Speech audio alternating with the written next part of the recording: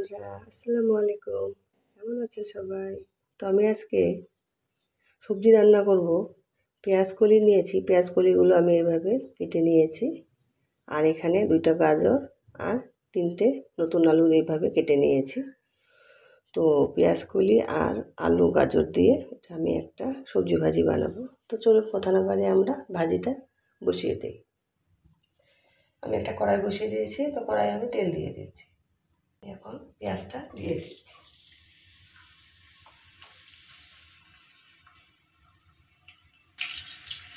তো পেঁয়াজটা আমি হালকা একটু লাল করে ভেজে নেব।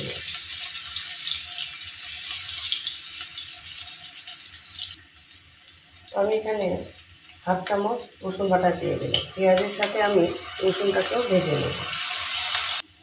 এরপরে আমি হলুদের গুঁড়ো দিয়ে দিলাম, ধনিয়ার গুঁড়া দিলাম 1/2 চামচ,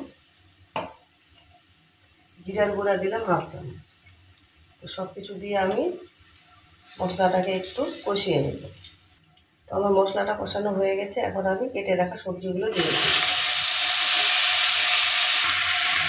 আমি এখানে স্বাদ মতো লবণ দিয়ে দিচ্ছি। সব কিছু আমি ভালোভাবে নেড়ে দিয়ে ঢাকনা দিয়ে দিলাম। চুলার আঁচটা আপনারা মিডিয়ামে রাখবেন। 7-8টা মরিচ আমি এভাবে কেটে নিয়েছি, তো আমি মরিচগুলো দিয়ে দিচ্ছি। আর দেখেন সবজি থেকে কতটা পানি বের হয়েছে। আমাদের কিন্তু এক্সট্রা কোনো পানি দিতে হবে না। এই পানি দিয়েই আমাদের সবজিটা আলু গাজর সব কিছু সুন্দরভাবে সিদ্ধ হয়ে যাবে।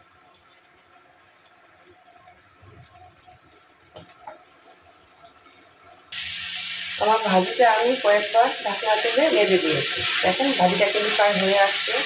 আর এইরকম ভাজি বানালে আপনার নন স্টিকের প্যানে বানাবেন, তাহলে দেখবেন যে নিচ থেকে লেগে ধরবে না। দেখেন, তো আমি আরেকটু শুকনো করে নেব এবং ভাজা ভাজা করে নেব, তাহলে দেখা যাবে ভাজিটা খেতে কিন্তু অনেক ভালো লাগে। তো আমি আরও 5 মিনিট রান্না করে নিই। আমার কিন্তু ভাজিটা হয়ে গেছে।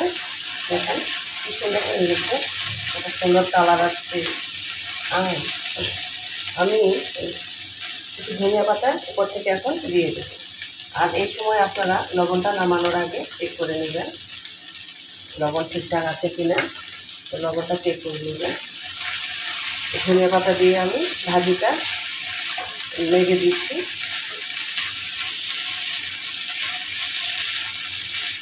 তো আমার ভাজিটা হয়ে গেছে, আমি চুলার ফ্লেমটা অফ করে নিচ্ছি। তো আমি ভাজিটা একটা সার্ভিং ডিশের মধ্যে নিয়ে নিয়েছি। দেখেন কতটা লোভনীয় লাগতেছে। আর এখন কিন্তু পেঁয়াজের কলি প্রচুর পাওয়া যায়। তো আমরা কিন্তু এরকম সবজি করে একটা ভাজি সবজি করে খেতে পারি। এটা কিন্তু খুবই মজাদার হয়ে থাকে। তো আমাদের কিন্তু সব সবজি খাওয়া দরকার। তো এইভাবে ভাজি করলে কিন্তু খেতে আসলে ভাতের সাথে অনেক ভালো লাগে। তো আপনারা একবার হলেও ওইভাবে বানিয়ে দেখবেন। আমার এই রেসিপিটা যদি ভালো লেগে থাকে লাইক দিবেন, কমেন্ট করে জানাবেন কেমন হয়েছে। আপনাদের সুন্দর একটা কমেন্ট আমাকে উৎসাহ দেয়। আর আমার চ্যানেলটিকে সাবস্ক্রাইব করে আমার পাশে থাকবেন। সবাই ভালো থাকবেন। আসসালামু আলাইকুম।